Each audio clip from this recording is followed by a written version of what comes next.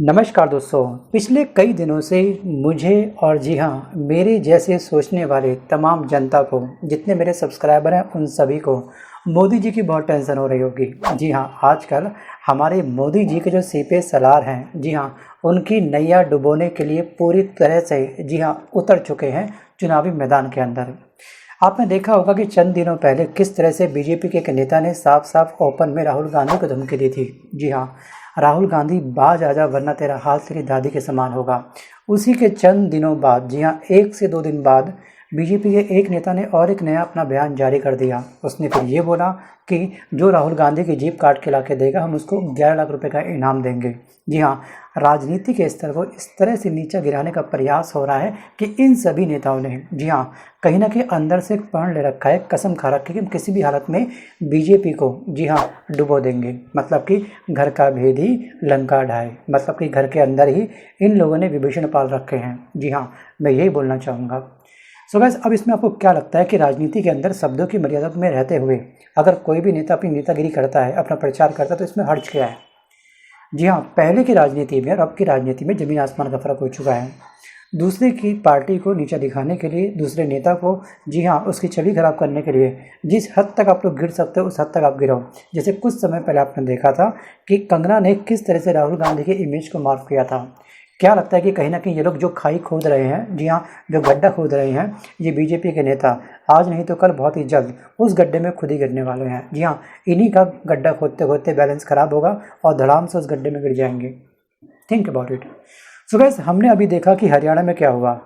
पहली लिस्ट जारी होते ही किस तरह से इन नेताओं ने जी हाँ अपना दर बदल लिया। जी हाँ, जो अपनी पार्टी के सगे नहीं हैं वो किसी और के सगे क्या होंगे। हरियाणा विधानसभा चुनाव में इस बार दोस्तों कांग्रेस के आगे बीजेपी बुरी तरह से पस्त दिखाई दे रही है। मेरे कहने पे आप लोग बिल्कुल मत जाइएगा। आप यूट्यूब पर दुनिया भर के लोगों के इंटरव्यू आप देखिएगा। सभी लोग दोस्तों जो बीजेपी सरकार है उससे काफ़ी त्रस्त हो चुकी है, जी हाँ परेशान हो चुकी है। उनका मानना ये है कि बीजेपी ने अब तक लगातार 200 सरकार जो बनी है इतने सालों से, इन्होंने कुछ खास काम नहीं करा।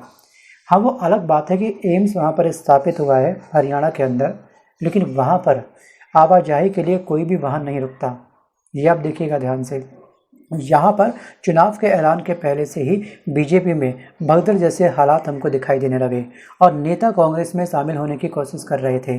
और जैसे ही चुनाव का ऐलान हुआ और बीजेपी में इस्तीफे का दौर शुरू हो गया था, सीएम जो है, पूर्व सीएम, केंद्रीय मंत्री, सभी को बीजेपी हाई कमांड ने नाराज नेताओं को मनाने के लिए मैदान में उतार दिया। मतलब कि जो बीजेपी के नेता जिनके पास अच्छा वोट बैंक था, जिनकी पकड़ थी क्षेत्र के अंदर, उन पुराने सीएम को, जो हमारे केंद्रीय मंत्री हैं, उन सबको बैक टू पवेलियन लाने का प्रयास किया। लेकिन इसका फ़ायदा कोई खास नहीं हुआ। कांग्रेस की तरफ से तो यहाँ तक ऐलान कर दिया गया था, बस अब बहुत हो गया, हमारी पार्टी में आप लोग मत आओ। सोचिए, इतना बड़ा अनाउंसमेंट किया था कांग्रेस की सरकार ने, कांग्रेस की पार्टी ने, कि अब हम नए नेताओं की एंट्री नहीं लेंगे।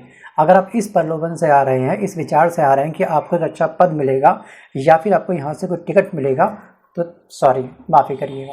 ये साफ साफ बोला था मल्लिकार्जुन खड़गे ने, जो कांग्रेस के अध्यक्ष हैं, और राहुल गांधी ने भी अप्रत्यक्ष रूप से ये रिप्लाई किया था उन सभी नेताओं को जो आज इस पाले में हैं, तो अपने 2 रुपये के प्रॉफिट के लिए वो कल अपना पाला बदल सकते हैं। जिसमें माहिर है नीतीश कुमार जी, ये आपको बखूबी पता होगा। इनका कुछ नहीं पता कि चंद मिनटों बाद ये कौन सी पार्टी ज्वाइन कर लेंगे। दोस्तों, जब कांग्रेस ने इस बात का अनाउंसमेंट किया था कि अगर आप पार्टी को ज्वाइन कर रहे हो तो हमसे टिकट की उम्मीद मत करिएगा, आप एज ए नॉर्मल नेता के रूप में हमारी पार्टी को ज्वाइन कर सकते हो। जी हाँ, इस अनाउंसमेंट के बाद तब जा कर के जो तांता लगा हुआ था ज्वाइन करने का कांग्रेस को, उसका सिलसिला थोड़ा सा कम हुआ या फिर कह सकते हैं थोड़ा थमा। अब इससे एक बात तो साफ जाहिर दोस्तों ये होती है कि जो हमारी भारत की राजनीति है उनके अंदर जो स्थित नेता हैं, जी हाँ, वो देश सेवा करने के लिए नहीं बल्कि स्वयं सेवा करने के लिए राजनीति को ज्वाइन करते हैं, ऐसा मुझे लगता है। बाकी आपका विचार क्या है? अपने विचार आप मुझे कमेंट पक्का करिएगा कि क्या लगता है आपको वास्तविक रूप से कौन सी पार्टी बेस्ट है और कौन सा नेता आपको सबसे बेस्ट लगता है। उस नेता का नाम आप मुझे पक्का लिखिएगा, चाहे वो किसी भी पार्टी से संबंधित क्यों न रखता हो। सो गाइस, हरियाणा में इस बार बीजेपी के लिए बहुत ज़्यादा मुश्किलें दिखाई दे रही है। रही सही कसर इनके नेताओं की जो स्टेटमेंट मैंने बताया शुरुआत में वो थी, और रही सही कसर जी हाँ लोगों के अंदर जो आक्रोश है वो। और ख़ास तौर पे इस बार जो हरियाणा में जो बजट केंद्र सरकार ने दोस्तों जारी किया था वो सबसे कम था। ओलंपिक में पहुंचने वाले मैक्सिमम खिलाड़ी हरियाणा से ही निकलते हैं, ध्यान रखिएगा। और हरियाणा को बजट की बहुत अधिक आवश्यकता थी। या तो इनको पहले से अंदाज़ा इस बात का था कि जो हरियाणा का जो सरकार है, जी हाँ, वो चेंज हो सकती है, हम शायद सत्ता में ना आए, इसलिए इन्होंने इस राज्य को बजट काफ़ी कम दिया। अब यहाँ पर पहले से ही इस बात के संकेत मिलने लगे थे कि यहाँ से जो बीजेपी है उसका पत्ता साफ होने वाला है। उसकी सबसे बड़ा संकेत है दोस्तों यहाँ पे होने वाला सर्वे। लेकिन जैसे ही बीजेपी ने अपने उम्मीदवारों की पहली सूची जारी करी, भगदड़ का सिलसिला स्टार्ट हो गया और अब तक थमने का नाम नहीं ले रहा है। खासकर बीजेपी में जब से मोदी और शाह का युग शुरू हुआ है, तब से इतिहास में पहली बार हुआ है, अभी चंद दिनों पहले ऐसा हुआ है कि किसी भी राज्य के नेता अपनी तरफ से दावा कर रहे हैं कि वे सीएम बनेंगे। जी हाँ, सीएम हम बनेंगे, इस तरह के दावे कभी नहीं हुए। और इस तरह से ऐसा कभी भी नहीं देखा गया है कि इस स्पीड से, जी हाँ, नेता किसी दल के स्पीड से अपनी पार्टी को बदल रहे हैं। चाहे वो अनिल बैजल हो, ठीक है, अनिल बैज हो, चाहे वो इंद्रजीत रावी क्यों ना हो, कई नेताओं ने पहले कह दिया था कि हम सीएम बनना चाहते हैं, नहीं तो question mark. Open challenge, open धमकी दी गई थी बीजेपी के हायर नेताओं को। किसी भी राज्य में अगर बीजेपी को जीत मिलती है तो दिल्ली से एक पर्ची आती है, आपको पता होगा पर्ची का सिलसिला क्या होता है। उस पर्ची पर जिसका नाम लिखा होता है वही उस राज्य का सीएम बन जाता है। लेकिन पर्ची का जो खेल है अब खत्म होने वाला है। आपको पता होगा कि मनोहर लाल खट्टर को लेकर के हमारे पीएम मोदी जी ने एक जनसभा करी थी जिसमें उनकी भरपूर तारीफ करी थी। जी हाँ, अगले ही दिन एक पर्ची आती है जिसमें नायब सिंह सैनी को हरियाणा का मुख्यमंत्री बना दिया जाता है। तो कहीं ना कहीं भारत के हमारे माननीय प्रधानमंत्री मोदी जी भी हैं, वो भी कहीं ना कहीं बातों को पलटने में काफ़ी एक्सपर्ट हैं। इनकी कथनी और करनी एक नहीं है। आखिरकार 24 घंटे में ऐसा क्या हो गया, मनोहर लाल खट्टर को हटा करके आपने नायब सिंह सैनी जी को हरियाणा का सीएम बना दिया। उसके बाद से भी मोदी जी की छवि काफ़ी खराब हुई है और बीजेपी से लोगों का विश्वास हटा है और टूटा है। दोस्तों, हर पार्टी अपने अपनी तरफ से एक मैनिफेस्टो जारी करती है, घोषणा पत्र जारी करती है। जी हाँ, ज़मीनी हकीकत लेकिन कुछ और ही हो जाती है।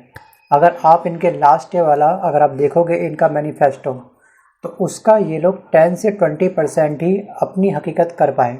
मतलब कि जनता की सेवा में जो उन्होंने नारे दिए थे, जो वादे किए थे, जो जुमले दिए थे, वास्तविक रूप से दोस्तों जो वचन दिए थे वो वचन जुमले बन गए, सच्चे वाले जुमले बन गए। और इस तरह से लोगों के अंदर, वहाँ पर जनता के अंदर बहुत बड़ा आक्रोश देखने को मिल रहा है। अब देखिए यूट्यूब पर लोगों का आखिरकार फीडबैक है क्या, वो किस सरकार को आखिरकार वोट देने वाले हैं। वो दोस्तों लेकिन अलग बात है कि कभी कभी हमारी जनता की भी कथनी और करनी अलग अलग होती है। इसका बहुत बड़ा एग्जाम्पल था दिल्ली की जब पहली बार सरकार बनी थी, विधानसभा चुनाव हुए थे जिसमें 70 में से 67 सीटें आम आदमी पार्टी को मिली थी।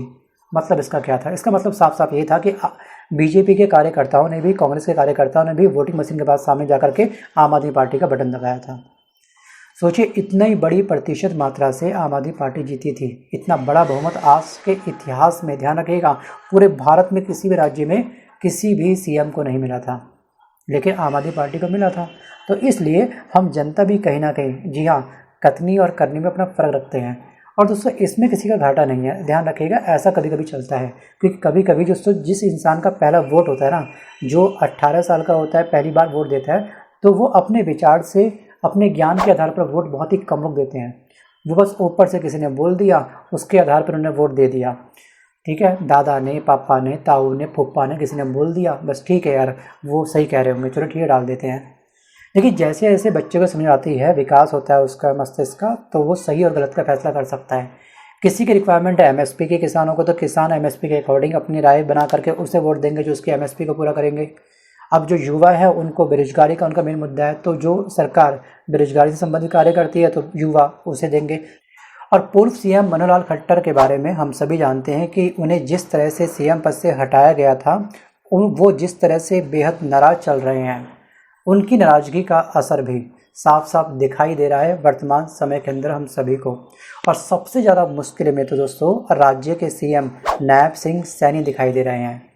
क्योंकि कहा जा रहा है कि जो लाडवा सीट है, जहां से वे पहली बार चुनाव लड़ने वाले हैं या फिर लड़ रहे हैं, वहां बुरी तरह से वो फंस गए हैं। क्योंकि ये जो गढ़ है, जी हाँ, जो लाडवा जो स्थान है, ये कांग्रेस का गढ़ माना जाता है।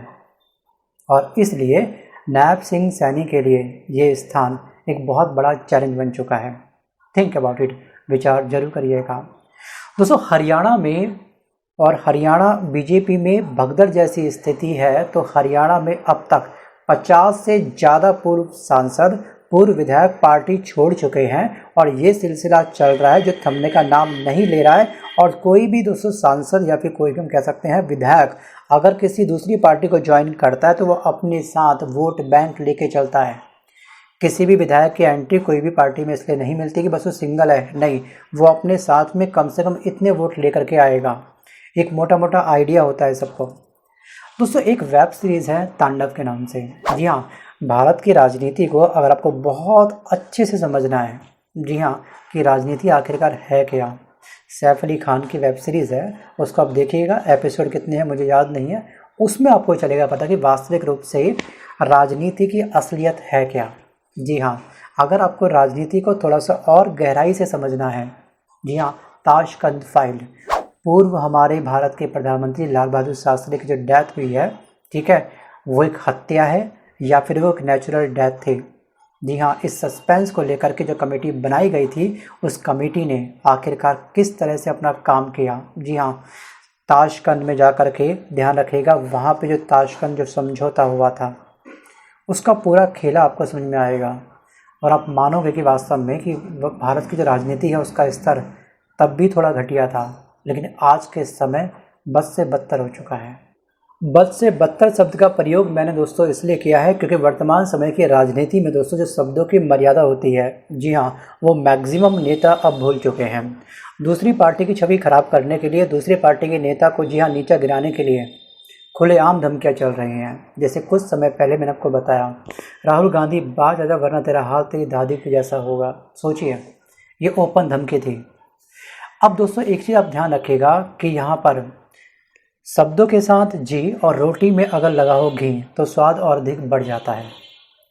हरियाणा बीजेपी की जब पहली लिस्ट जारी हुई थी उसमें बीजेपी के अंदर भगदड़ का सिलसिला स्टार्ट हो चुका था। दूसरी पार्टी को सभी नेताओं ने ज्वाइन करने का पूरा प्रयास किया था। वो अलग बात थी कि कांग्रेस ने विंडो क्लोज कर दी थी अपनी। अब कांग्रेस की तरफ से ये दावा हो रहा है कि बगावत के पीछे, जी हाँ, बीजेपी के अंदर ये जो बगावत चल रही है इसके पीछे मनोहर लाल खट्टर का ही हाथ है, क्योंकि खट्टर नहीं चाहते कि बीजेपी इस बार जीते, क्योंकि खट्टर जी तो नाराज है।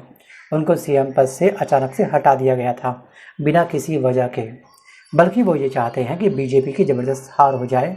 वैसे राज्य में इस समय जो हालात और जो हालत बने हुए हैं उसमें बीजेपी की हार साफ साफ हमको दिखाई दे रही है।